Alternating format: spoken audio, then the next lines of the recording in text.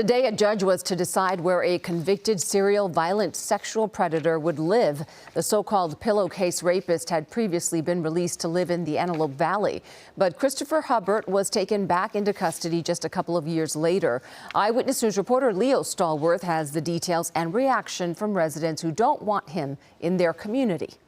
It was a quick hearing here at the Hollywood courthouse, and in the end, the judge postponed making a decision on where he will house the man dubbed the Pillowcase Rapist, Christopher Hubbard. In 2014, despite protests from many residents in the high desert, a judge releasing Christopher Hubbard, known as the Pillowcase Rapist, and housing him in the Antelope Valley community of Lake Los Angeles, which is east of Sun Village. 2 years later, Hubbard was taken back into custody for violating the terms of his release. Prosecutors say he failed 5 lie detector tests. Hubbard sexually assaulted at least 40 women in the 1970s and 80s. In 2021, the Department of State hospitals recommended he was suitable to be conditionally released, which cleared the path for his pending release this month. The Department of State hospitals did not explain why Hubbard was deemed suitable to be released, citing patient privacy laws.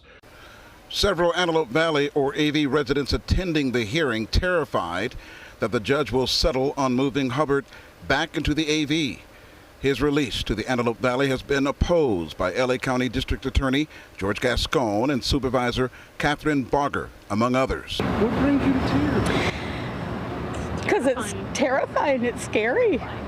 Diane Swick says she's learned if the judge decides to move Hubbard to the AV, he would be living roughly a block from her home. I live 300 feet away. I can see the house. You know, what are the stipulations are going to be? How far can he go off the property? Because as soon as he crosses mine, there's going to be a phone call made. Hubbard's release includes wearing a GPS ankle bracelet, continuing treatment, facing random searches, and much more. Residents we talked to say they're fed up with the AV being treated like a dumping ground for violent sexual predators. I've been involved with this since they moved Grassmire directly across the street from me 4 years ago. And I can tell you that they are definitely using the AV as a dumping ground.